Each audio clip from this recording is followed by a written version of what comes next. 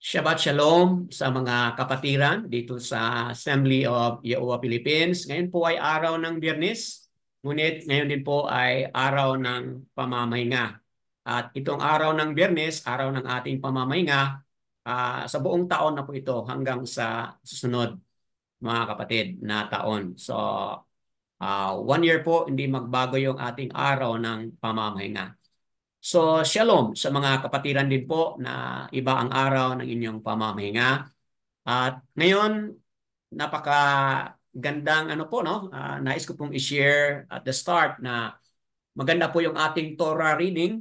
Napakaraming mga katuruan. Nangusap si Abiyahua sa atin mula sa unang hari, chapter 18, mga kapatid. Wow, napaka sarap. Busog na busog tayo sa mga salita, mga katotohanan na ating nakuha mula sa journey ni Elijah, mga kapatid. In contrast to Ahab, mga kapatid, kung ano yung nangyari doon sa panahon na yun. So marami tayong mga natutunan. So patuloy nating pag-aaralan ngayon ang mga salita ni Abiyahua. So please allow me to share our screen. At ito po yung ating topic today, no? So patuloy ang ating pag-aaral dito sa Yehudiat letter, mga kapatid. We are continually studying this topic on Yehudiat letter. At nasa ano na po tayo ngayon, mga kapatid? Nasa ta, okay? Or letter T. Ta or T, mga kapatid. Nasa titik T na tayo o tata, ta. Okay, Yehudiat, also known as Paleo-Hebrew, letter T or ta, mga kapatid. Others will pronounce it as tet, T-H-E-T or T-E-T, ta o tet, mga kapatid. And pangalawang word na ating pag-usapan today is yung Yehudiat word na akot. So, we're done with ak, yun ang brother. Ngayon, akot, sister po, mga kapatid. So, ito yung ating pag-usapan today at in line doon sa na-highlight kanina na word, intimacy and boldness. Ngayon, i-apply natin dito sa sister. I-apply natin dito sa sister, mga kapatid. So, we're done sa nakaraang 2 linggo. We're done sa up, yung brother. Ngayon, i-highlight natin itong sister, akot, mga kapatid. So we're done with the blowing of the shofar. So, ngayon, tuloy na tayo sa pagluwalhati ni Abiyahua. Tahaliyam 34 verse 17. Si Yahuwah ay malapit sa may pusong wasak at iniligtas ang mga may babag o bagbag na diwa. Okay po? Ito po yung declaration ni Daud, mga kapatid, patungkol kay Abiyahua. Na si Abiyahua po ay malapit sa mga tao na ang kanilang puso ay wasak. At sa mga tao na may bagbag na diwa, sila po ay inililigtas ni Abiyahua. Ano pong bagbag? Ipaliwanag ko, sister. Kung sa English, yan po ay contrite. Contrite Okay. or cross. Okay pa. So mga kapatid, dito sa ating nabasa, talagang very applicable po sa ating kapanahunan ngayon. Halimbawa, tingnan natin yung ating mga kabataan ngayon, yung ating mga children and young, including old, mga kapatid, dumadaan na talaga sa grabing mga stress. Added to na-stress tayo dahil sa sobrang init. Mga kapatid, marami pang mga bagay na makastress sa atin. Balita about politics, balita about sa ating bansa, okay, issue on drugs, okay, balita Nagpapalala. patungkol po doon sa Di ba? You're aware po doon sa mga issue doon sa Maharlika, Oh. expose doon sa PIDEA file, di ba? Alam niyo po yon mga kapatid. So, balita, uh, rumors of war, mga kapatid, between Russia, rather between China and Philippines, mga kapatid. Dahil nga ongoing yung yung ating balikatan with America and other nation, mga kapatid. So merong tension diyan. Na added to that, may mga tension pa doon sa ongoing war din po between Iran and yes, Israel. Yung Zionist na Israel diyan, mga kapatid, sa Middle East ngayon. So, maraming mga bagay na makawasak po sa ating puso, mga kapatid. But tingnan natin itong Strong's H30 7665. Ito po 'yun, no? Shabar ang word dito sa word na wasak or wasak. Shabar ang Hebrew word niyan na ang ibig sabihin po ay broken, hurt, burst, and crush. So itong word na wasak dito sa H1793 ay daka, mga kapatid, rather itong bagbag rather. Ang wasak, which is shabar, and bagbag, which is daka, mga kapatid, they are quite similar, although different ang kanilang Strong's number, 1793, quite similar po with contrite. Okay? Contrite or destruct or destroyed. Contrite or destruction, kumbaga. So, mga kapatid, kung i-apply po natin yan sa ating mga kapatiran na mananampalataya ngayon. Okay po? Kasi yan po ang magandang application dito para sa mga mananampalataya. Hindi maiwasan na may mga pangyayari na mawasak ang ating puso, ma-broken, ma-hurt, ma-crush ang ating puso, at ang ating diwa, yung ating rook, diwa yung rook, no? Yung ating human rook, yung ating human rook ay contrite or crush, mga kapatid. Bakit po? Ano po yung mga bagay na nangyayari sa ating journey ngayon? Well, unang-una yon, yung ating pagkilala sa totoong pangalan. Marami tayong mga friends, mga kapatiran noon na tumatalikod sa atin dahil nga iba na ang ating pananampalataya. Di ba? How we wish kahit anumang mga bagay na ipaliwanag natin at hindi pa rin nila maintindihan. So, it will really break our heart, mga kapatid. Kasi nga po, sa na-highlight kanina sa ating Torah reading, meron na tayong maraming mga nakita na kilos at galaw ni Ab Yahuwah. Nakita na po natin ang kapangyarihang kamay, Ab Yahuwah meron. Ngunit sa ating pagbahagi-bahagi, sa ating pagpapahayag, ay hindi po yun nakikita. Hindi po yun naiintindihan ng mga karamihan. And that will break our heart, mga kapatid. And be comforted because Ab Yahuwah ay malapit po sa atin. Whose heart is broken, whose rook or human rook is contrite, mga kapatid. So, that being said, this is a word of encouragement to all of you na makikinig sa Republish na you are now following Ab Yahuwah. And this will also open the eyes of those who are not following yet.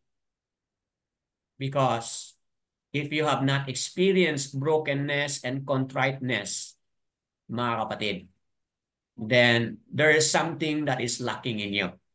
Hindi nyo po maramdaman gaano kalapit, gaano ka-close, gaano ka-intimate si Ab Yahuwah sa inyong buhay, sa inyong journey.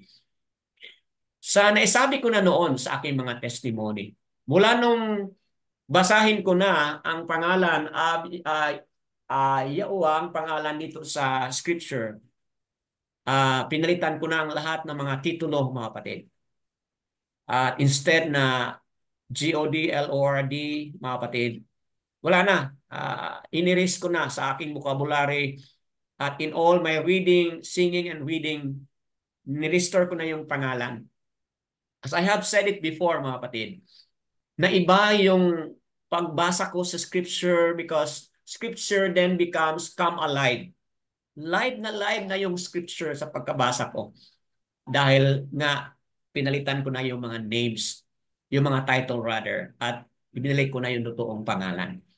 Nawa kayong mga manonood sa Republish, nawa meron kayong mga discovery na ganun. Unless you begin to call, unless you begin to change that title into the real name, wala kayong makita. Bulag pa rin kayo. And sorry to say that. Bulag pa rin kayo sa mga maraming mga bagay na ginagawa, kinikilos ni Abi Yaowa dahil di nyo po na-recognize at nakilala ang totoo niyang pangalan. So ito na po yung apat na mga titik. Yad, He, Uwa, He. Na kung ating babasahin po yan, it's a equivalent na sound, Ya, U, A. Yahuwa or Yahuwa, mga kapatid. Yahuwa po ang ating Ama, ang ating Aba na sinasamba. Wala tayong duda kasi yan po, nandito na po sa mga pangalan na mga scriptural character. Sa English po, Elijah, but sa Yaodia po, Aliyahu. Hezekiah, yan po ay Zakya. Nehemiah, yan po ay Nakham, Yahu, mga kapatid. At wala tayong duda sa mga pangalan po ni Yaowa. With that being said, recognize po natin si Hosea, unang Yaokanan, chapter 2, verse 6, ang nagsasabing siya'y nananatili sa kanya ay nararapat ding lumakad gaya ng kaniyang paglakad. So, highlight natin doon sa verse 5 sa nakaraan, kung sino yung nakakilala ni Aba Yaowa, okay? Ano yung sinabi dito sa verse 6? Kung tayo ay nananatili kay Aba Yaowa, mga kapatid, then, anong sinabi po ni Yaokanan? Nararapat ding lumakad gaya ng kanyang paglakad. So, kung kilala natin si Abi Yaowa through Yahusha, then kailangan nating sundin si Yahusha, mga kapatid. Kasi sa pamamagitan ni Yahusha, masumpungan po natin si Abi Yaowa. Okay? Those who walk and obey the truth. Those who walk according to the Torah. Those who obey the truth, mga kapatid. Ano ibig sabihin niyan? Lalakad tayo ayon doon sa old path, ayon doon sa Torah, instruction ni Abi Yaowa through Yahusha, mga kapatid. Then, masasabi natin na tayo talaga ay totoong nanatili. So, connect natin yung word na intimacy kanina, illustrated sa buhay ni Al-Yao. Very intimate siya kay Abi Yaowa. So, gayon din po sa atin ngayon. Magkakaroon tayo ng intimacy with Abi Yaowa, mga kapatid, kung tayo po ay lumalakad gaya ng kaniyang paglakad. Gaya ng paglakad ni Yahusha na siya ay sunod-sunod talaga siya. Kung ano yung kalooban ni Abi Yaowa, sinunod niya lahat, mga kapatid. So, gayon din dapat ang ating tularan. Let's follow the pathway, the walk. Let's walk the talk, mga kapatid, ni Yahusha. Kasi John 14 verse 6, ano pong sinabi? Yahusha is the way, the truth, and the life. No one comes to the Father except through Yahusha, mga kapatid. So, that being said, ito po yung 5 mga titik sa pangalan ni Yahusha. Yahu Shan Ayan. At itong Shan Ayan, ito po yung word na siya mula sa Hebrew word Yasha na ang ibig sabihin saves and delivers. So when you declare Yahusha, you are declaring Yahusha, Yahuwah saves, okay? Yahuwah delivers. Yun po ang kahulugan sa pangalan Yahusha. Mga kapatid, Dito sa Assembly of Yahuwah Philippines, si Aba ay tinatawag natin Ab Yahuwah, Aba Yahuwah. At ang anak ay walang iba kundi si Yahushua Hamashiach. Siya po, mga kapatid, ang ating Aba Yahuwah and Yahushua Hamashiach, ating kinikilala bilang totoong pangalan na ating sinasamba. So, ito na po yung ating titingnan ngayon, mga kapatid. Tahalyam 119 verses 65 hanggang 72 po. And please take note of this letter, tet, or ta, kung sa Yaudyat na pagkasulat, ta, T-A-H. And please take note po itong pictograph na ito. Bilang pag stir up ng inyong mind, ano pong naisip ninyo sa picture na ito?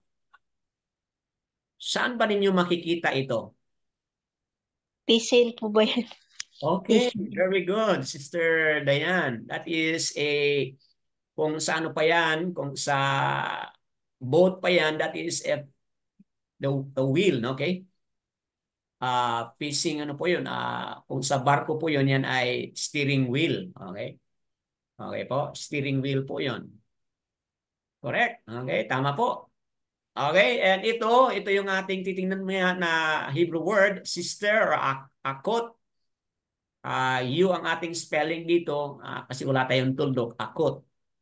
Ito yung pictograph. Okay?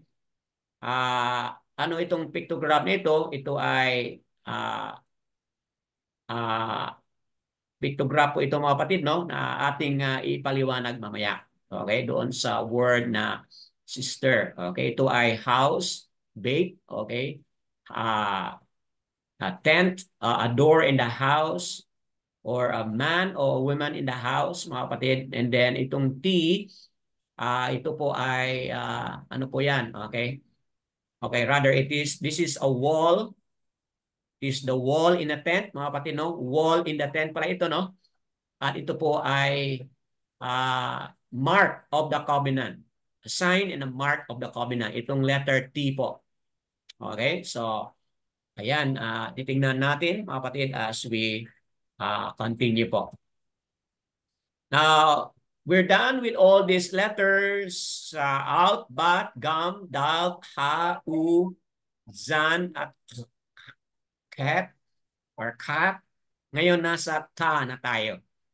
Ta, or tet, as make the sounds of letter T. Okay? Sound in the word like tum. Okay? So, tum. Okay? So, yan po mga kapatid. Please take note of this letter. We are now discussing it. At ito naman po yung tet or ta, mga kapatid. Okay? Ito pala ay pictograph nito ay basket, mga kapatid. Pictograph of a basket. Ito yung nice i-highlight natin. Although may snake at meron pang surround, but I'd like to highlight itong pictograph na basket. Okay? So, paano na-relate itong spinning wheel?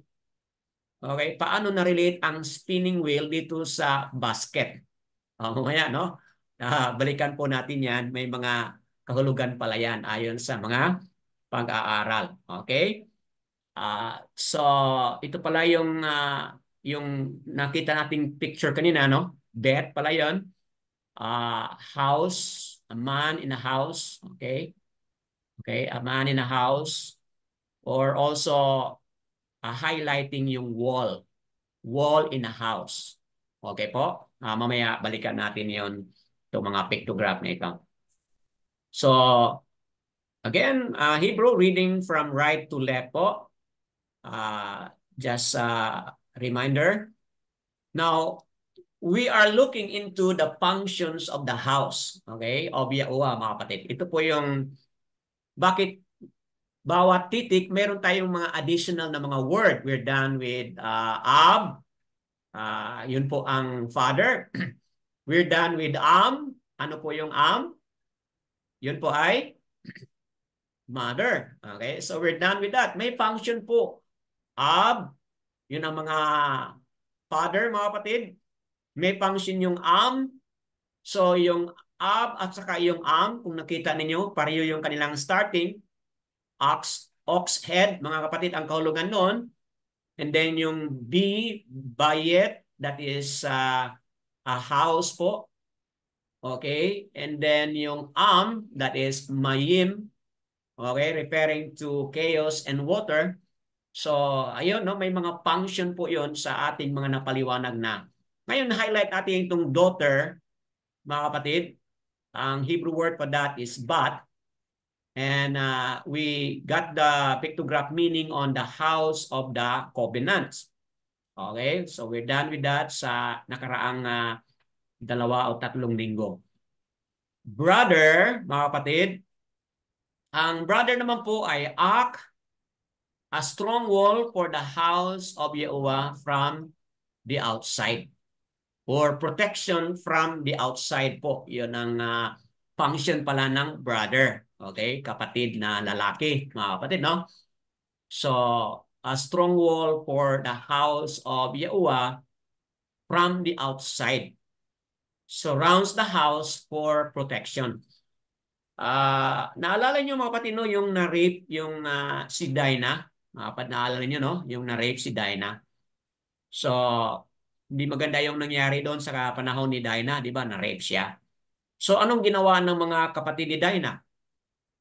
Di ba po? Nagkaroon po ng riot yon, nagkaroon ng killing. Kasi po, uh, hindi nila nabigyan ng protection. Okay? Bilang mga brothers, hindi nila nabigyang protection, mga kapatid, yung buong family. Yung mga brothers did not do their function to protect their sister, Dinah. The only sister lang po yun. So, di ba? Anong ginawa nila? Hindi pwedeng magpatuloy yun na i-attack lang sila anytime. So, kailangan may consequence doon. So, as a consequence, to protect them, mga kapatid, may ginawa itong mga brothers. Okay? Hindi yun within our presentation now, but yun ay illustration po. As a form of protection from the outsider, mga kapatid. From the intruder of the outsider, merong gagawin yung mga brothers in order to protect the entire household. So ngayon po, tingnan natin itong sister. Okay, ito po yung akot. Okay po, mga kapatid, no? Akot, we read it akot, but we read it from right to left, no?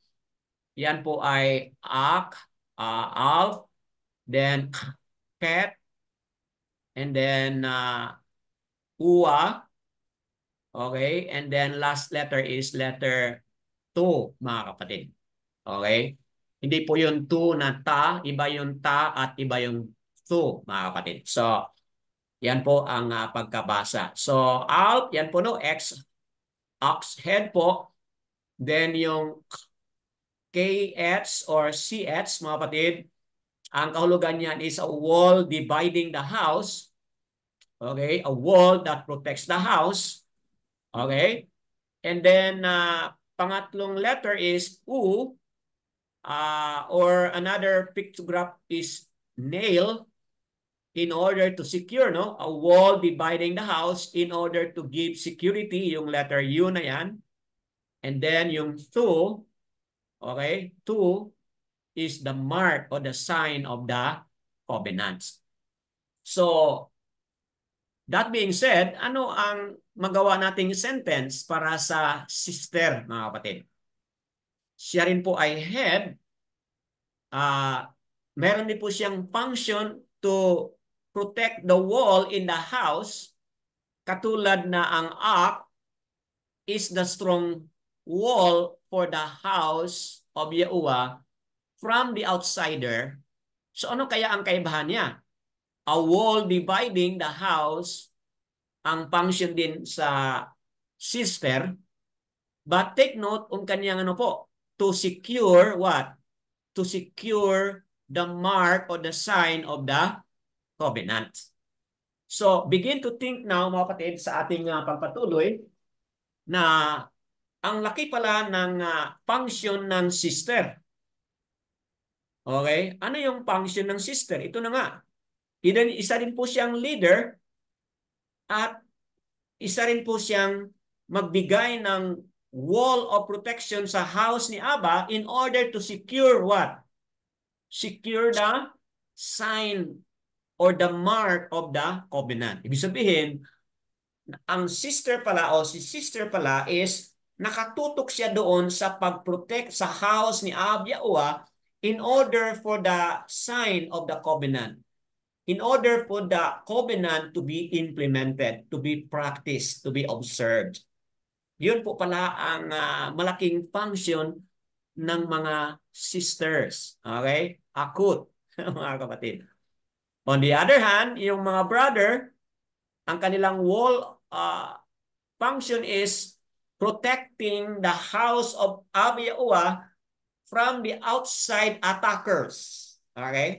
But ang mga sister, how they do function is that they can function from within side in order to secure the application of the mark and the sign of the covenant within or among ourselves in the house of Abiyaua.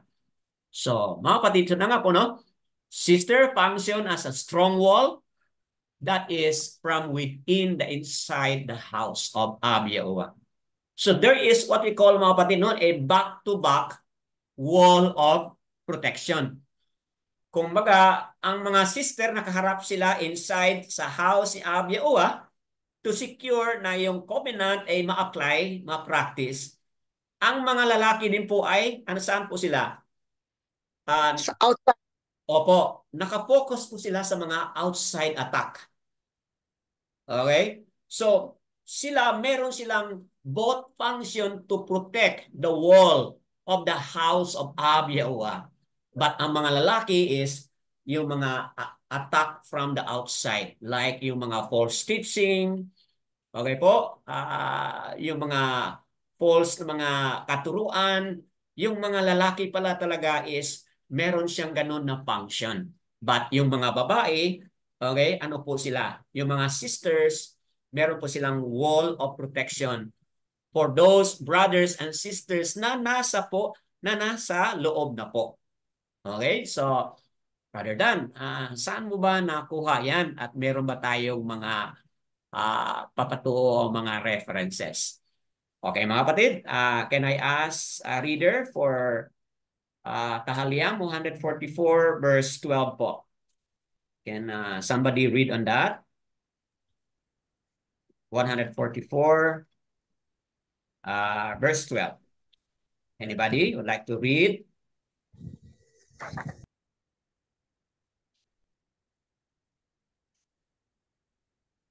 Okay, Sister Cheryl, ready po kayong magbasa? Go ahead po.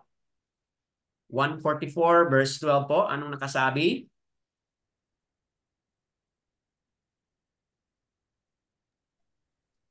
144 Opo. okay po. Sino po? Eh, Sino? po, sige. Okay, go ahead. Go ahead. Sino? Sister Leia o Sister Lilieta? Yan na lang po, Brother Dan. Okay, Sister Leia, go ahead po. Okay po. Tahalyam chapter 144 verse 12.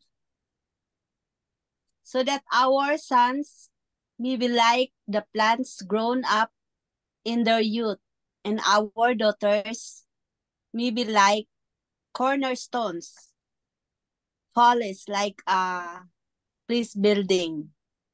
Okay po. So, yan po, no? Ang nakasabi dyan, verse 13, let our storehouses be filled, supplying all kinds.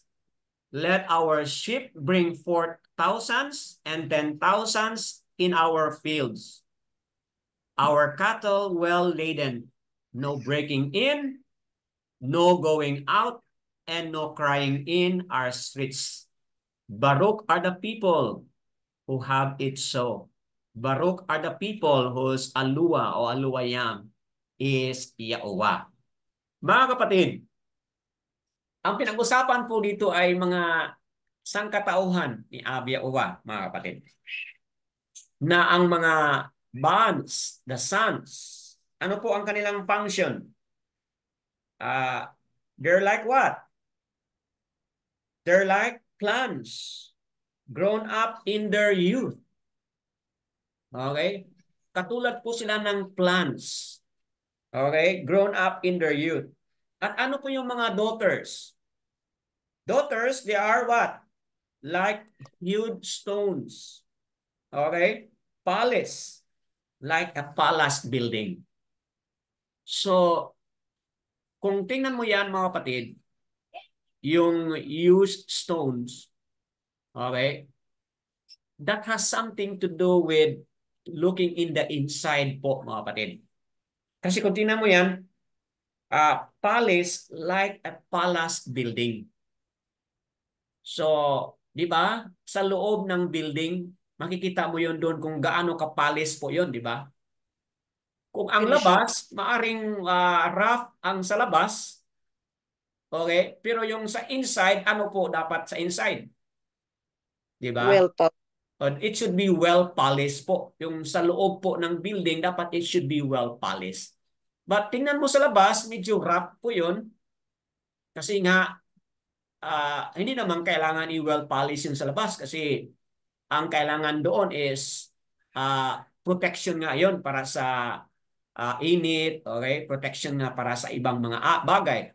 Ngunit ang sa loob, kailangan talaga well polished ang sa loob kasi it speaks of something that is artistic in it, beauty in it, mga kapatid. So, kaya dito natin nakukuha yung idea na ang sister, mga kapatid, is something that is that will function na siya po yung mag-polish. Okay? Kung ano po yung mark of the covenant, lahat po ng mga family ni Abia Owa na nasa loob ng kanyang tahanan, may function pala ang mga sister diyan.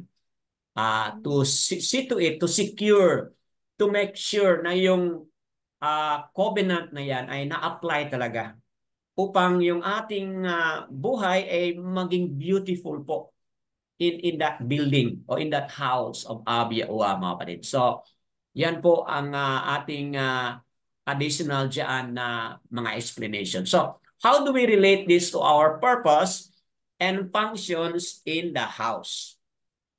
Mga kapatid, you're familiar po yung sa libro ni Rick Warren po. Tama po ba? Ano po yung libro ni Rick Warren? Noon, very famous book po yan. What on earth am I here for? Yes, What on Earth I Am Here For. That is the book that spells out, tinatawag nila na purpose-driven. Okay? So yung book na yan, What on Earth I Am Here For, speaks about purpose o purposes. Mga kapatid, sa ating journey ngayon, ito po yung purpose.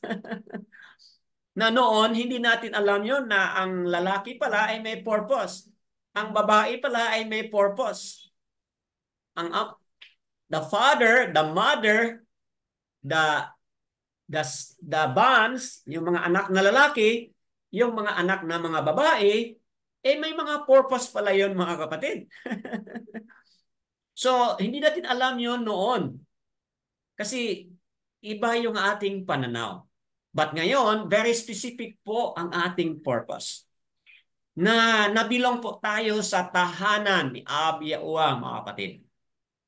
Kung ikaw man na nakikinig o nakikinig ngayon sa Republic, ikaw ay isang father, then ikaw po yung leader dyan sa bahay na yan, sa tahanan na yan. Ab Bayet, okay? Alf Bayet. Kung ikaw po ay nakikinig ngayon ay mother, ikaw din po ay leader dyan. Leader sa ano po? Yung Alp Mayim. Ano po yun? AM, no? Alp Mayim. Ano po yun? Ikaw po yung leader sa tahanan na yan, lalo na specifically sa mga panahon na very chaotic. very chaotic yung takbo ng mga bata ninyo and all, very disorderly and all. Kayo po yung leader dyan, mag-resolve, mag-settle down dyan at magbigay po ng ano yung order and direction dyan. Magaling po ang mga babae dyan, yung mga mother rather, mga kapatid. So, ayan, no, both father and mother may mga function.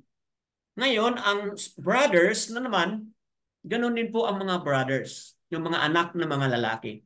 They are there to protect the house of Abiyaoa from the intruders from the outside.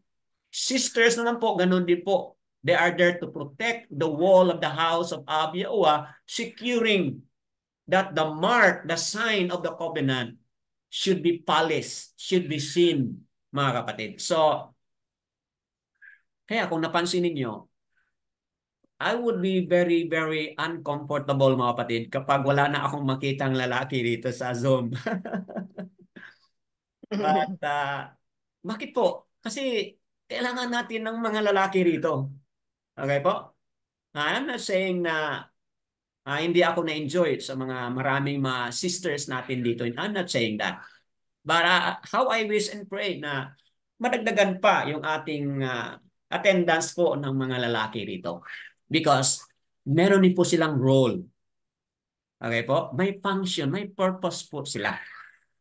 At majority sa atin dito, mga sisters and mothers, then meron din po kayong mga function sa inyong mga bawat tahanan at dito rin po sa tahanan o sa house po ni Abiyaoa. So, anyone else would like to give an input or sharing on this before I proceed? Okay po, tuloy muna tayo and then mamaya pwede nating balikan yan and highlight even more as you allow things to process in your mind. So what is the pictograph of ta? Or another way of reading it is tet or tet. Ano po yung pictograph nito? Okay, ayon sa mga pag-aaral sa ating mga kapatiran doon sa US, a type of basket pala ito, no? Ito yung picture kanina nakita ninyo na steering wheel. Is a type of basket po yan pala sa pictograph nito. Okay, sa napakita ko na kanina doon sa pictograph, ang letter T ay a type of basket. Although merong snake and surround na word doon sa pictograph meaning, but na-highlight ko po yung basket kasi nakalagay po yun doon sa ating pictograph meaning sa ta. Okay, ta or tet, mga kapatid. That produce the sound of letter T, kumbaga. So a type of basket and then yung circle with an X in the middle is a spinning wheel. Okay? So itong ang tanong is paano ba igawa nila noon itong basket? So ginawa pala nila ang basket noon, kung tingnan natin yung research, mga kapatid. Basket noon is made of straw. Okay? Made of straw po yun. And then, added to that made of straw, it also involves, mga kapatid, clay, mud or clay. Naalala po niyo, mga kapatid, na si Masya o Moses, nung siya ay baby, mga kapatid, saan po siya nailagay? Sa basket. Opo. Moses was floating in the basket. Bakit po hindi nag-sink o hindi nag-sunk yung basket na yun? Kasi sa kanilang panahon pala, mga kapatid, ang basket pala, mga kapatid, sa loob pala, okay, it is made of straw, but sa loob pala niyan, meron po silang mga inilagay na mga mud or clay.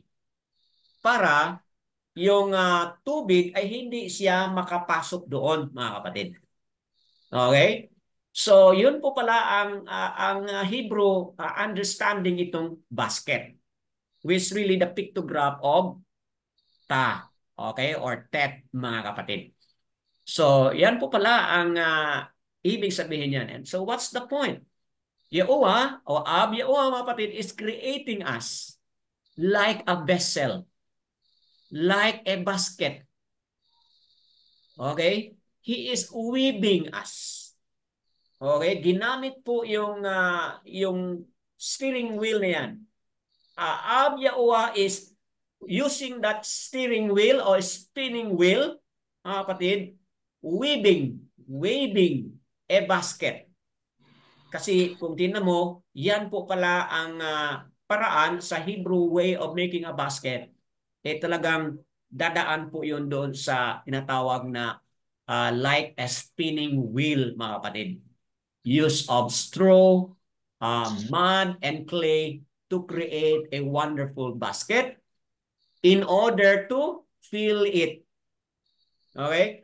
Yun po pala ang kaulugan nito. Now, Brother Dan, meron ba tayong mga other references to prove the idea about this spinning wheel or basket or vessel?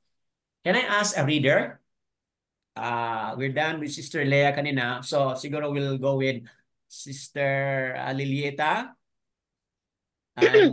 Basahin mo po itong Ezekiel 36, 25 to 27. Can I ask Sister Cheryl? Basahin niyo rin po, Sister, itong Luke 5, 37 and 39. Okay, go ahead po kung ready na po, Sister Lilieta. Sa Ezekiel 36, 25 to 27. Papa. And I shall sprinkle clean water on you, and you shall be clean from all your filthiness, and from all your idols I cleanse you. 26. I shall give you a new heart, and put a new spirit within you. And I shall take the heart of stone out of your flesh, and I shall give you a heart of flesh. 27.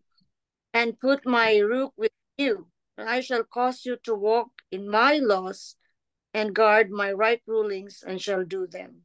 Hallelujah. Hallelujah. So, Yadaya Owa, mga kapatid. So, batay sa nabasa ni Sister Lilieta, mga kapatid, malinaw po rito na ginamit niya itong water, referring po sa anong gagawin niya, no?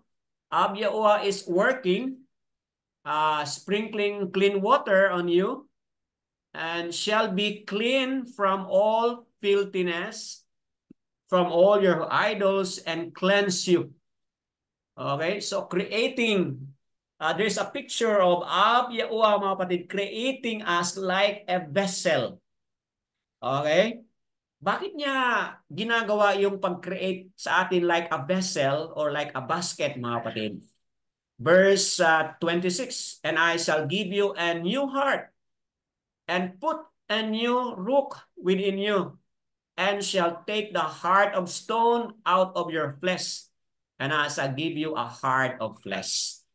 So, yung working ni Ab Yahuwah pala sa atin, mga kapatid, is we are going through the process of steering wheel or spinning wheel, mga kapatid, para creating us a new heart, mga kapatid, o a new vessel. Verse 27, nung bago na ang ating heart, bago na ang ating vessel, anong gagawin niya? Ang kanyang ruach ay ilalagay niya sa atin upang tayo ay lalakad ayon sa kanyang mga kautusan po. Okay, so let's hear sa Luke chapter 5, 36 to 37. Kindly read it for us, Sister Cheryl. Luke 5 po. Luke 5:37, and no one puts new wine into old wineskins, otherwise the new wine shall burst the wineskins and run out, and the wineskins shall be ruined. But new wine is put into fresh wineskins, and both are preserved. And no one, having drunk old wine, immediately desires new, for he says the old is better. Oh. Okay? Mga kapatid, ano yung pinag-usapan dito? Okay? Anong pinag-usapan dito? Yung bagong wine, saan ilalagay yon? Ilalagay sa Yung skin ng grape skin. Opo. ilalagay po siya doon sa new wineskin. Hindi pwede yung new wine ilalagay sa old wineskin because it will burst. Okay? So dapat ang new wine ilalagay po siya doon sa new wineskin. Okay? So what is the point, mga kapatid? Si Ab Yahuwah is creating us like a vessel, like a container. He is replacing the old one to a new one, mga kapatid. Bakit po yun? Upang paglalagyan tayo ng bagong wine. Okay? And who is that bagong wine na pinag-usapan dito? No other than the Ruach HaKodesh. Doon sa Ezekiel kanina, sabi niya, when you have now a new heart, sabi niya, a heart of flesh meron kayo, sabi niya, then I will put my Ruach HaKodesh on you. So, speaks of Yahuwah creating us a new vessel. We go through some process of spinning. Okay, mga kapatid. At yun po ay masakit po yun. Okay? Masakit po yun, mga kapatid. Because that is Yahuwah working in us. Yun po ang ibig sabihin niyan. In order for the Ruach HaKodesh to come to us, mga kapatid, and we can function what is pleasing in the sight of Yahuwah. So, ito na nga yung pictograph na pinag-usapan natin, no? Spinning wheel, with the use of the spinning wheel, mga kapatid, Yahuwah is forming us or creating something new in us. That being said, ngayon, ready na tayong magbasa sa Tahaliam 119, 65 to 72. Ipaghati-hati po natin sa dalawang English at dalawang Tagalog, dalawang English. Then, i-apply po natin itong pictograph meaning ng ta or tet, mga kapatid. That is a type of basket, a spinning wheel with a mud and a clay to create something new in us in order to fill us. So, yan po, mga kapatid, ang kahulugan sa titik na yan. And now, let's go into the reading, mga kapatid. So, can I ask volunteer to read the Tagalog portion and then pagkatapos English? Then you also make some comments in the light of the meaning of the pictograph of the word, the letter tet, mga kapatid. Can I ask a reader for Tagalog and English? Go ahead po.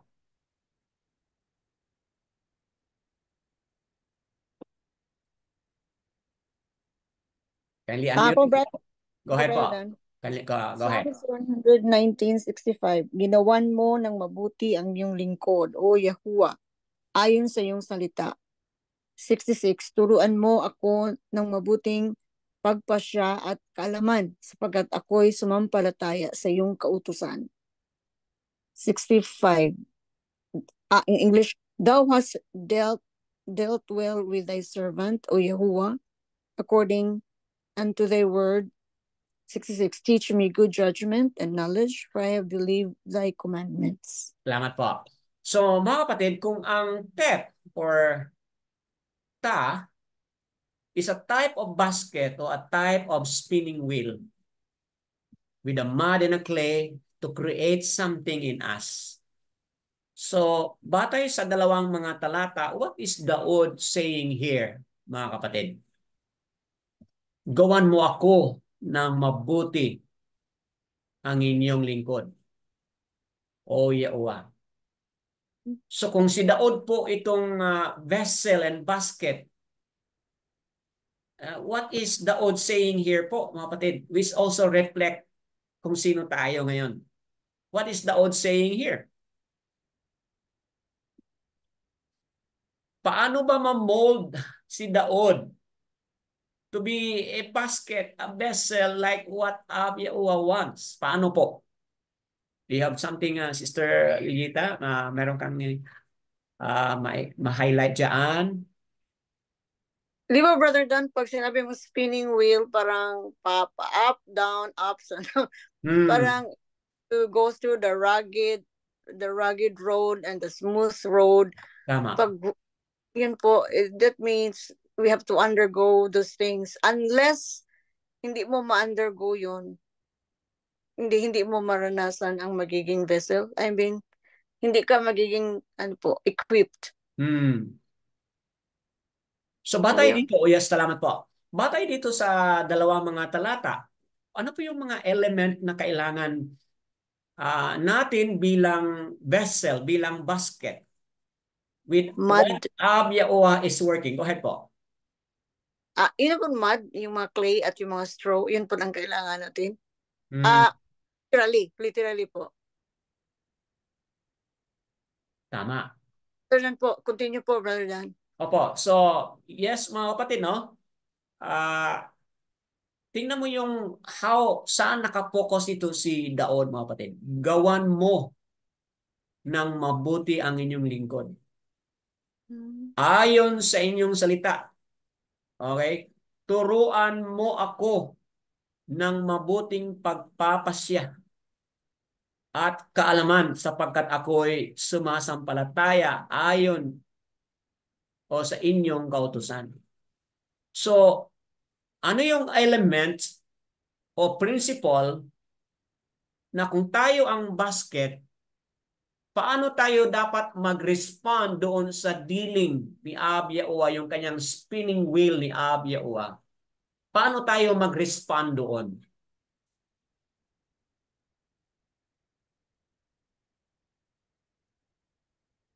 So, everyday, merong mga teaching pala, no? Turuan mo ako. So, may mga araw-araw po, may mga teaching ginagawa. Meron tayong mga teaching lesson everyday. At yung mga teaching na yan ay makakatulong sa atin na magpasya upang makaabot tayo sa tamang pagpasya at tamang kaalaman. Okay? Pero mahalaga yung element ng pananampalataya din on our part. Are you beginning to understand, mga kapatid? Na kung tayo yung vessel and basket, kailangan natin yung pananampalataya sa kanyang mga teaching, sa kanyang mga kilos. See, ginawan mo ako ng mabuting, okay? Ginawan mo ako. Okay, kung sa English, thou hast dealt well with thy servant.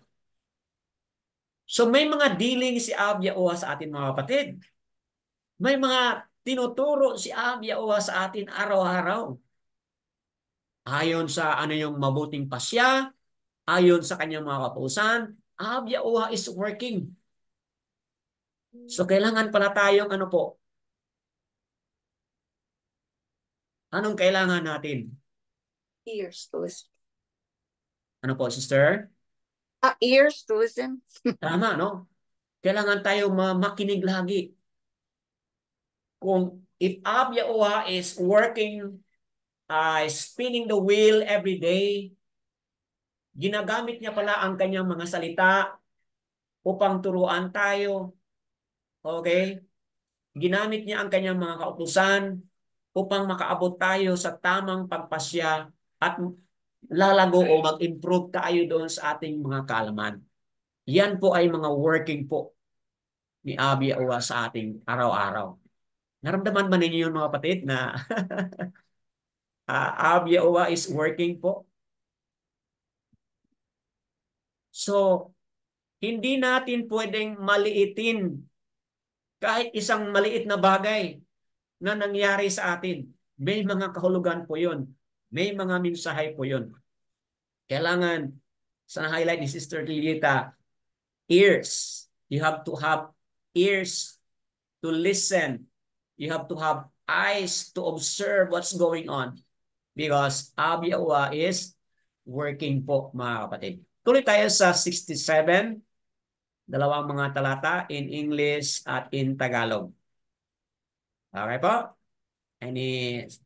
Anyone else would like to read and share? Baka may mga additional ka na matutunan batay sa inyong sharing po. Ganun pa rin yun. Okay? Yun ang kahulugan niyan. So, another reader, please.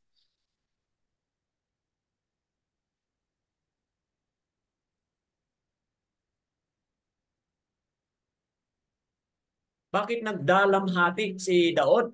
Ano ba ang nangyari? Okay, go ahead po.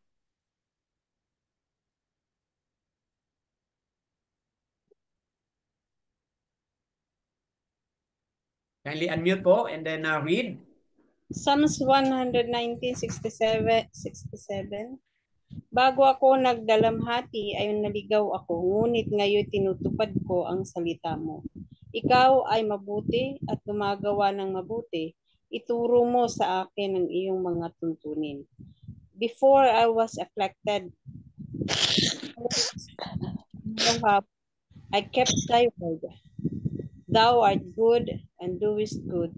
Teach me thy statutes. Okay po. Thank you, Sister Cheryl, sa pagkabasa. Baka may insight ka, Sister Cheryl, batay sa nabasa mo. Kung ang ta is like a basket or a type of basket, tayo ay being molded by Ab Yahuwah. Paano dito na-mold si Daud? Dito po na alam naman po natin yung mga kasalanan niya, yung pagkakamali niya.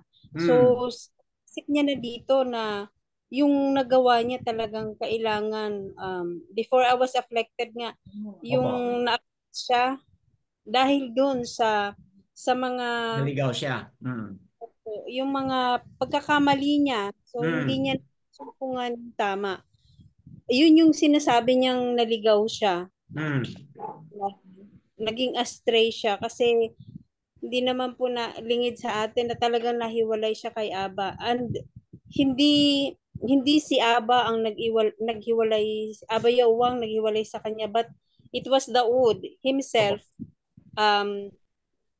keep astray kasi yung konsensya po niya, yung tayo po pag nagkakamali tayo, we have that conscience na nasasaktan tayo, nahihirapan tayo, and it is hard for us to connect again. Kasi konsensya, niisip natin na bakit ko nagawa yun, pagkakamali na yun. At yun po yung nagiging basket natin. Dahil Abba Yahuwah's word, yun yung nagiging basket natin kasi we won't be go astray kung lagi tayong nakakonect, lagi tayong merong lagi tayong nakakaunawa at naiintindihan natin kung ano yung nais ni Abba Yahuwah sa atin. And we know Abba Yahuwah, kung alam po natin yung kung ano yung makakasakit sa kanya at hindi dapat nating gawin at kung we already have that knowledge to distinguish or discern the bad and the evil. So kapag kaalam na po natin na hindi makakabuti sa atin, we have that guide kung ano yung mga pagkakamali ni Daud at mahirap po talaga. We have that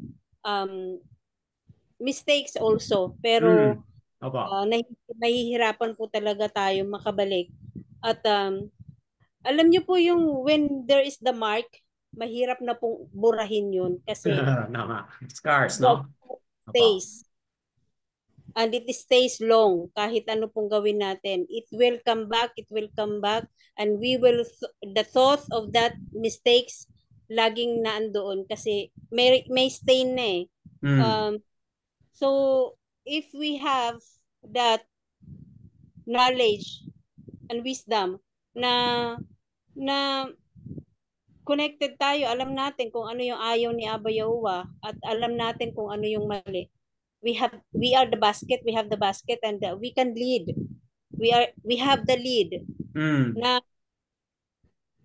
na hindi tayo magugo astray na kasi there's an examples already. Yun lang po, Brother Dan.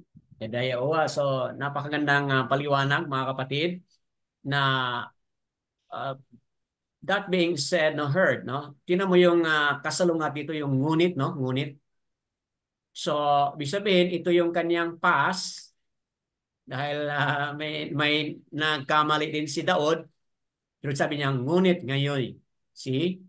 Kung sa English, but now, see, I have kept thy word. So, kumbaga mga kapatid, lessons learned. Okay? Lessons learned. Oh, naligaw tayo. Oh, we are not exempted. Pwede tayong maligaw. Pwede tayong madapa, mga kapatid. Pwede tayong magkamali. Opo. Kaya lang, mahirap yung nadapa tayo pagkatapos susunod na panahon. The same scenario na dapa naman tayo. So that's already foolishness po, mga kapatid, no? So kailangan maging maingat tayo doon. Kung saan man tayo nadapa, saan tayo nagkamali na went astray, okay? Yung na-highlight ni sister kanina yung conscience, no? Afflicted conscience, no? Kapag yung conscience natin ay afflicted dahil sa nagkasala tayo, very serious po yun, mga kapatid. Na nawala sa atin yung shalom. Diba? Yung Psalm 51 ba yun, no? Na do not take away thy joy, no? Do not take away thy shalom. Do not take away thy salvation. Because naramdaman ni Daud yun na nawala sa kanya, mga kapatid. He was conscience-stricken dahil doon sa kanyang pag-went astray, mga kapatid. But these are all spinning wheel pala ni Abyaoa yan sa atin. Okay? So, ang response talaga na tama is yun, no? Learn from our mistake. At kung noon hindi natin tinupad, ngayon kailangan tutuparin na po natin ang mga salita ni Abyaoa. Okay? Tingnan mo yan. Ikaw ay mabuti at gumagawa ng mabuti. Daud is pointing his statement to Abyaoa. Ituro mo sa akin ang inyong mga tuntunin. Okay? Mga kapatid, kung meron tayong ganito na kind of heart, teachable heart, na laging nakikinig, nag-observe kung ano kaya yung tinuturo ni Abyaoa sa ating araw-araw na pamumuhay. Then imagine what kind of basket you would look like, mga kapatid. Okay po? So, yun po. Take note. Abyaoa is on the business of cleansing us, purifying us from idols. Doon sa Ezekiel kanina na ating nabasa. Take note, Abyaoa is making a new vessel in us, mga kapatid, for a purpose. Okay, another reader. Salamat po, Sister Cheryl, sa pagkabasa. Another reader for 69 to 70, mga kapatid. English and Tagalog. Or Tagalog and English. Kindly unmute po and then read and share if you have something to share.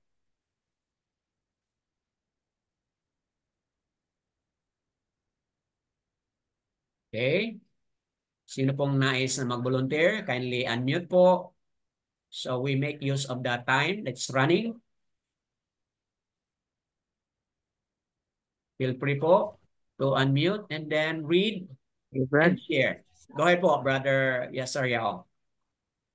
Tahalia, 1969.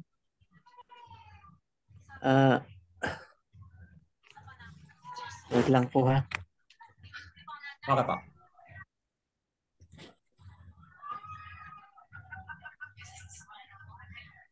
Ang mayabang ay kumatha ng kabulaanan laban sa akin.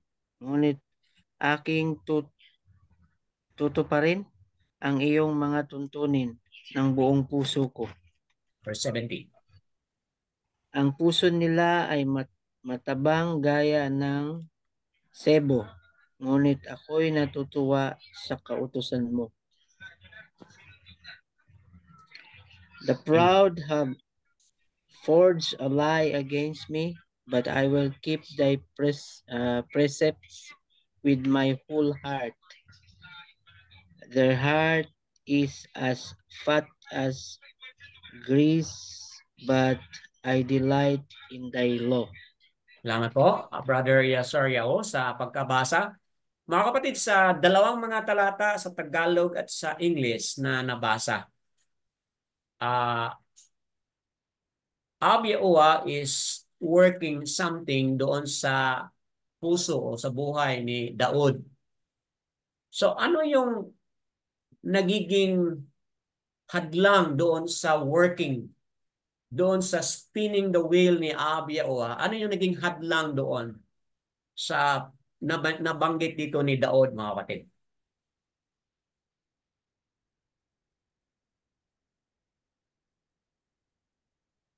So kung hadlang na yan, then what is the contrast of that? Para magkakaroon po ng magandang output yung dealing and working ni Ab Yahuwah sa atin bilang mga vessel o bilang basket. Anything po? Any word here? Become obedient pa rin, Brad, sa Torah niya. Opo. Dapat tayo ay maging obedient sa Torah. Okay, yan. That's it. Mga kapatid, dito sa nabasa ni Brad Yasaryao, kung napansin mo yun, no, may word dyan na mayabang. Sa English po, no? Ito, no, verse 69, mayabang. Dito sa English po, yan ay proud. Okay? Ano yan sa ating buhay bilang basket at vessel na Ab Yahuwah is spinning, Ab Yahuwah is working, mga kapatid? Ano yung ginagawa ni Ab Yahuwah?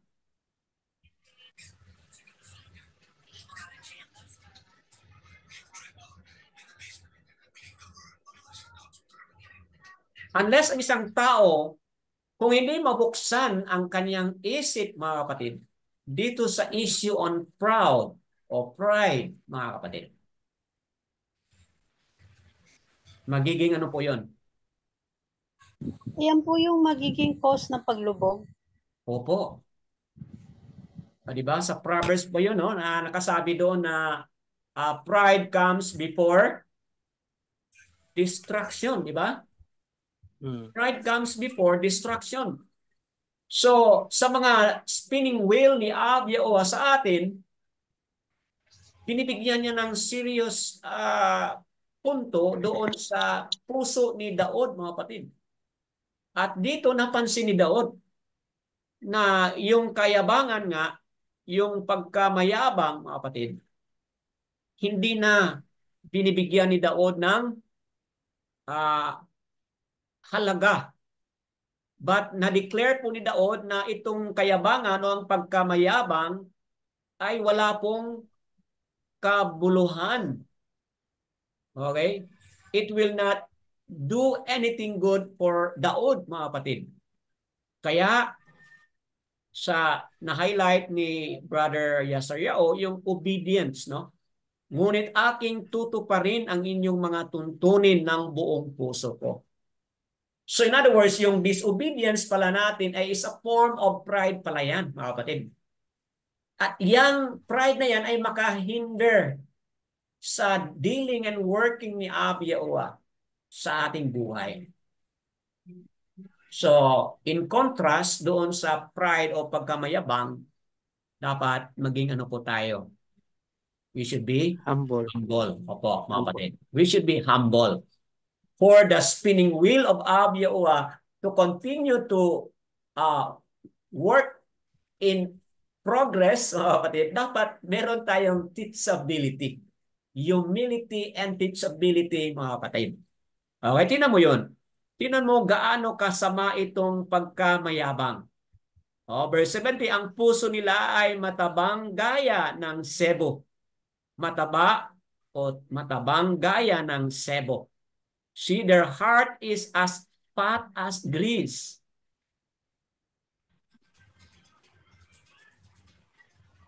Maganda ba sa katawan ng tao itong fat, mga kapatid?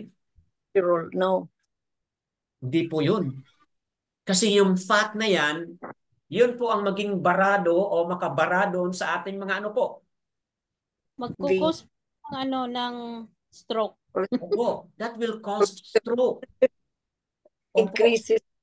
Opo, that will create health problem. Kasi kapag marami ng mga fats doon sa ating mga veins, mga kapatid, mahirap na magdalo ang ating blood na nagdadala ng oxygen doon sa ating brain at sa iba't ibang mga bahagi ng katawan. Mahirap na po yun. Kaya mag-pump ng malakas ang heart para lang maka-exit, para makadaan po yung blood natin dyan. So yun po ay physical aspect, but sa spiritual aspect po mga kapatid, ganon din po pala ang daloy ng pagkilos ni Abia o mga kapatid. Hindi po natin matanggap yung mga benepisyo ng kaniyang pagkilos, daloy ng kanyang pagkilos, hindi po natin matanggap, maramdaman at maranasan dahil po doon sa pride na yan, mga kapatid. Ang pride pala sa puso na yan, sa spiritual aspect, yun po pala ang maghadlang, mga kapatid, sa mga spiritual nourishment, okay, na sana dumadalo yon sa ating puso, isipan at buong pagkatao, mga kapatid. Ngunit nahadlagan po dahil sa pride. Wow. So yan po, mga kapatid. Going to the last two verses. I ask another volunteer. Thank you, Brother Yesariao, sa pagkabasa. Last two verses na po, mga kapatid. Sino pong mag-volunteer dyan? Kindly unmute. To maximize our time, mga kapatid, kindly unmute and then read. And then share something if you have. See, kanina ang ating na-highlight po ay yung pride. Okay? Lang, Let's Brad, see. magtuloy. Psalms 119:71, mabuti sa akin na pinagpagpakumbaba ako upang aking matutuhan ang mga tuntunin mo. Ang kautusan ng iyong bibig ay higit na mabuti sa akin kaysa libu-libong perasong ginto at pilak. It is good for me that I have been afflicted, that I might learn thy statutes. The law of thy mouth is better unto me than thousands of gold and silver. Opo. So, in contrast doon salamat Sister Cheryl sa pagkabasa. In contrast doon sa 769 and 70 kanina. So ngayon, nandito na yung opposite. Yung tinatawag niya dito na mabuti sa akin na pinapagpakumbaba ako. Okay? It is good for me that I have been afflicted. So mga kapatid, itong mga affliction pala, no? Itong mga affliction, hindi dapat tayo maging mag-grumble or mag-murmur. Okay?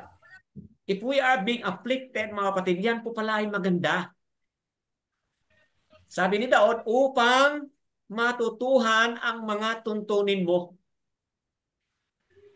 So merong mga kapatid, Yawa sa kanyang araw-araw na kilos sa atin, meron po tayong mga humbling circumstances. Nawala yung internet ng umaga, mga kapatid. For me, it was a humbling circumstances. Huwag niyo pong maliitin, huwag nating maliitin kung ano po yung mga pangyayari. Maliit, medium size, or big size man yun, those are things allowed by Yawa with a purpose to make and to mold us a better basket, a better vessel for Him, mga kapatid. And take note na sa ating journey ngayon, ito yung mahalaga. Yung ating matutunan o ating matutuhan ang kanyang mga tuntunin. Okay? Na ang kanyang mga kautusan, okay, ng iyong bibig ay higit na mabuti sa akin kaysa libo-libong pirasong ginto at pilak. So, mga kapatid, di ba, ano yung maging hadlang ngayon sa ating pagsunod sa Torah? Ano yung naging hadlang sa ating pagsunod sa kautusan? Di ba mga kapatid? Gold and silver. Dahil sa mga pangangailangan. O dahil sa mga dreams and aspirations. Lalo na kung kayo ay bata pa. You have a very high aspirations, dreams. Pero ano po ang declaration ni Daud? The law of thy mouth. The law in thy mouth. Yung Torah, yung instruction na nagmumula doon sa bibig ni Yahuwah through Yahusha, mga kapatid. Sabi ni Daud, is better than libo-libong gold and silver. Di ba mga kapatid? Kung tingnan natin ang halaga ng gold and silver, di ba? That's very precious, mga kapatid. But sabi ni Daud, mas precious pa ang inyong Torah kaysa mga bagay na yan. Again, balik tayo doon sa intimacy kanina na ating pag-usapan. Bakit hindi ganon ang pananaw natin noon at iba ang ating pananaw ngayon na meron na tayong form o degree of intimacy with Yahuwah and Yahusha nung makilala natin ang kanyang pangalan? Meron akong sister na kausap. Sabi niya, noon, dream ko na maging mayaman. Sabi niya, ngayon na nakilala ko si Yahuwah, hindi pala ako maging masaya kapag nangyari yung dream ko na maging mayaman. Sabi niya ngayon, I'm contented, sabi niya. I'm happy with the small means of living I have, sabi niya. I am already happy kung anong meron. I can give something, I can feed something or someone. Sabi niya, enough na sa akin yun. Happy na ako. Mga kapatid, ganun yung pananaw natin ngayon. Bakit po? Kasi ramdam ng ating sister na ito kung ano yung tuwa at saya meron siya na ngayon nakilala niya si Yahuwah. At sa pagbabasa ng Torah at pag-observe ng mga tuntunin, halimbawa pag-observe ng araw ng pamamahinga and all, mga kapatid, diyan niya naramdaman yung tunay na buhay, ang sarap ng buhay, mga kapatid. Na ngayon, kung balikan niya yung kanyang mga dream noon na mas nais niyang o gusto niyang maging mayaman, may mga kapatid, iba na yung kanyang pananaw. Again, balik tayo doon sa ating highlight kanina. This will become a reality if we have a genuine intimacy with Yahuwah and Yahusha, mga kapatid. Anything else you want to add before we proceed sa conclusion? Okay po, let's conclude. And then, tingnan natin mga kapatid, no? Na Yahuwah is helping us understand a clearer understanding of this letter, ta or tet, and the word akut, mga kapatid. That it is a type of basket, a spinning wheel with a mud or clay in order to create something in us. Create a vessel, create a basket to a new heart, a heart of flesh, mga kapatid. Flesh because teachable po yan, humble and teachable, mga kapatid. Yun po ang activity o ginagawa lagi ni Yahuwah sa atin. Para saan po yun? Para ma-fill po tayo, ma-fill in po tayo. Ng ano po? Ng kanyang Ruach HaKadosh. Ng sarap ng buhay. Ng life na merong grabing tuwa at saya, mga kapatid. Regardless kung anong meron ka. Yung tuwa at saya, yung contentment meron ka. Dahil malinis na yung vessel na yan. Yung vessel na yan ay na-purify, na-cleanse, mga kapatid, araw-araw. At paano po yun? Yung mga affliction, mga kapatid, yung mga humbling circumstances, mga kapatid, dapat tanggapin po natin yun as lessons learned or object lesson to learn, mga kapatid. So, kailangan natin ng humility and submissive to Yahuwah's will and purpose. Okay po? Ano yung purpose para sa mga father? Ano yung purpose para sa mga mother? Ano yung purpose para sa mga daughter, sister, and brother, mga kapatid? Sa ating na-explain na kanina, mga kapatid. Dapat willing po tayo mag-submit, mamuhay ayon doon sa purpose and will ni Yahuwah upang ang kanyang tahanan, mga kapatid, the house of Yahuwah, at sino man po yung mga kapatiran diyan na nandiyan sa house of Yahuwah, mga kapatid, we become a wall of protection. Yun po para sa mga lalaki against yung mga attack po, mga wrong teaching. We become a wall of protection para sa mga sisters upang mapalis po yung mark of the covenant, masecure po natin yung pag-implement, pagsunod natin sa covenant of Yahuwah.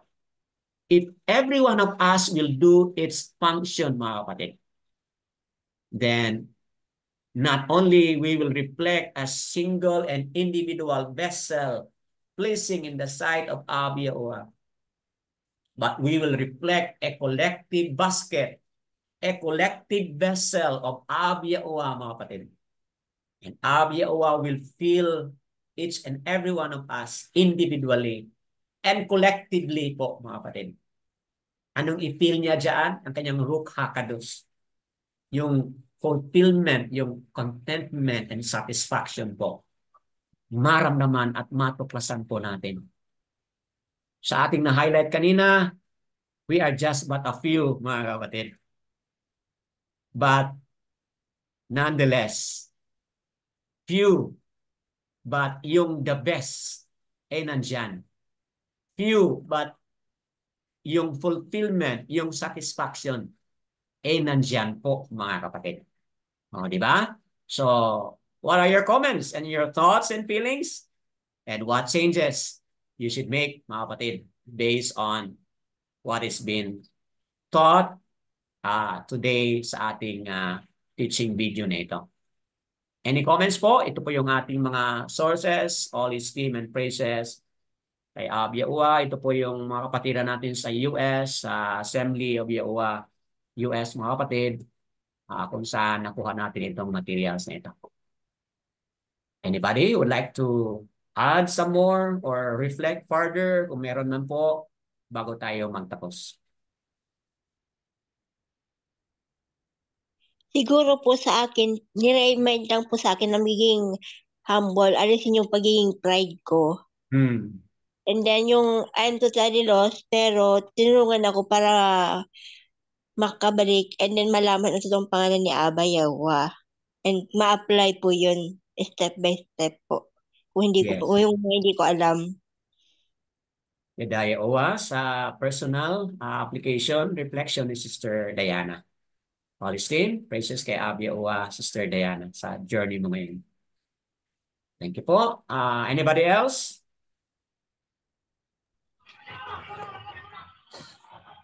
Brad, sa Opo. word na prideful, Opo.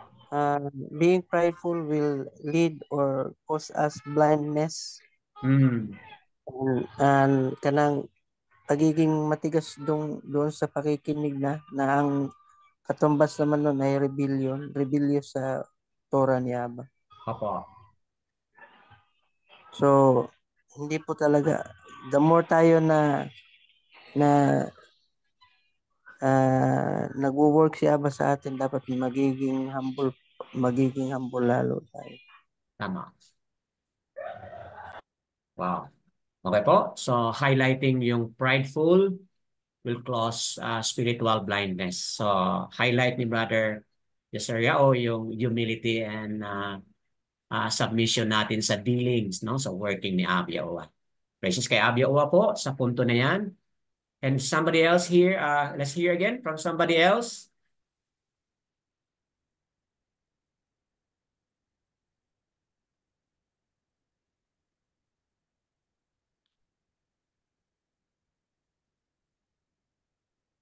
Brother Dan. Opo, go ahead, Sister Lilieta. May nangyari po sa school po the last 2 weeks na parang yung natataas yung pride mo. Tapos ano po, yung pang sabi ko, pag manatili akong ganito, ang araw ko ay hindi mabuti. Kaya sabi ko, Yahuwah, tapos alam mo, Brother Dan, yung natutuwa ako kasi may humbling experiences, so dapat nating i-experience.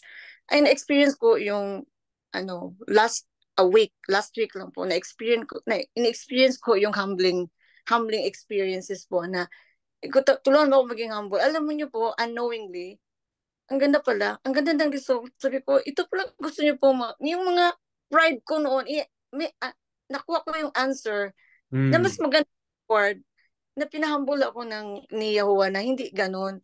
Yun pala, brother, na maka-experience ka ng hindi maganda tapos yung humbling feeling na ipairal mo at unknowingly, and you'll just be amazed na may plano pala siya na yung hindi mo in-expect na yun ang dapat gusto mong makapangyari ay makapangyari in His perfect time. Kaya tama ho, other than yung humbling, you should be humble anytime. Opo. Yahuwah, mga kapatid, no? Praises kay Yahuwah, no? May mga pangyayari beyond your control, pero yun pala ay mga humbling circumstances pinadala po ni Yahuwah para makita mo yung beauty. Ikaw na yung nakapag-discover, buti na lang ito yung response ko kasi nakita ko yung outcome. Okay? So, amazing po. Anyone else? Anything else you wanna share? 13 na pala tayo mga kapatid, no? Praise kay Yahuwah. Go ahead po. Sister Cheryl, go ahead po.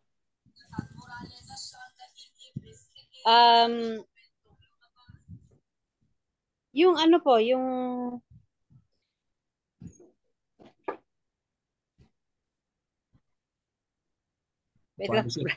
Okay, yes po. What is it po yung nasa isip mo ngayon? Every mistakes. Opo, okay. Lahat po ng pagkakamali natin is a teaching na dapat po matutunan at hindi na maulit. Tama. It will build us. The word of Abba Yahuwah are going to build us as a good human. Kasi pagka it includes na po kapag alam natin, kilala natin si Abba Yahuwah, it all includes humility, humbleness, lahat po included na. At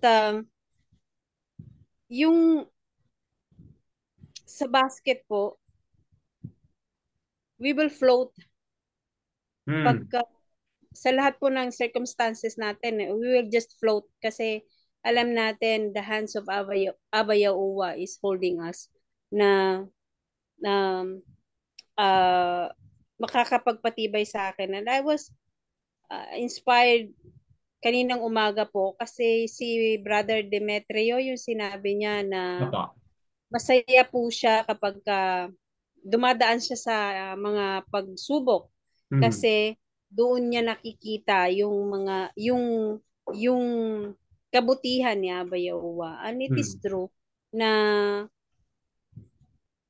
sa lahat ng mga circumstances natin, we have the hand. We are in the basket kasi Abba Yahuwah is our basket. Yahuwah, no? So, amazed ako, Sister Cheryl, no? Kasi naintindihan mo yung lingwahe ni Brother Demetrio na kahit He is speaking Cebuano po, but amazing po, no? How Abia Ua is sending a message to you in spite of the language barrier.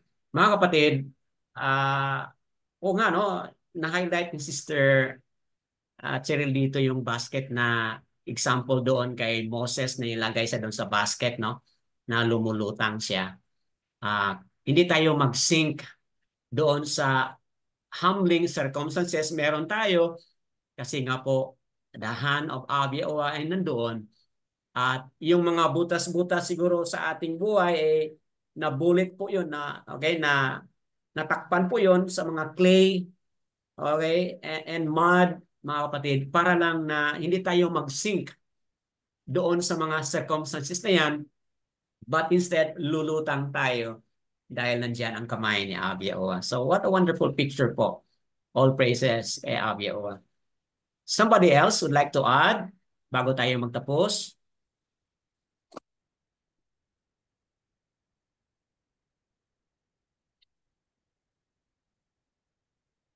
Mga kapatid, amazing po, no? Ang mga katuruan na ito at nawa po kung ano po yung pinapahiwatig ni Abia Ua na mensahe sa atin. Hindi po ito walang bahala, but itong mensahe na ito ay maglalagay sa atin o magdadala sa atin ng yun na nga, paglinis sa ating buhay, pag-purify sa atin upang ang kanyang kung ano yung kanyang i-fill in, ano yung kanyang idagdag, o ano yung ilalagay niya dito sa atin po, kapatid, ay magiging magiging meaningful po sa ating journey ngayon.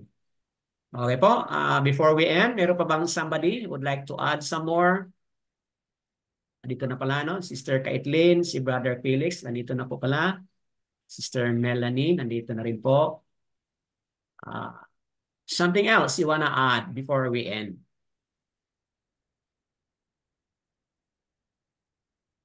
Okay, mga kapatid, kayong mga manunood sa Republish, whatever this message meant to you, nawa, you will continue to allow Abia Ua to work in you. Huwag niyo pong patayin yung apoy. If there is something burning in you, mga kapatid na manunood sa Republish, do not put off that fire because Abia Ua is calling you. Abia Ua is touching your heart.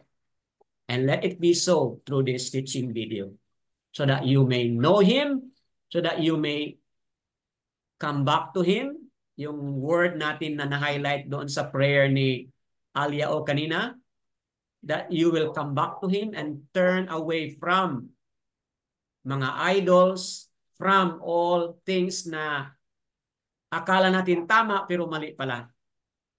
Turn away from all those and come back to Abia Ua and Yahushua, mga kapatid.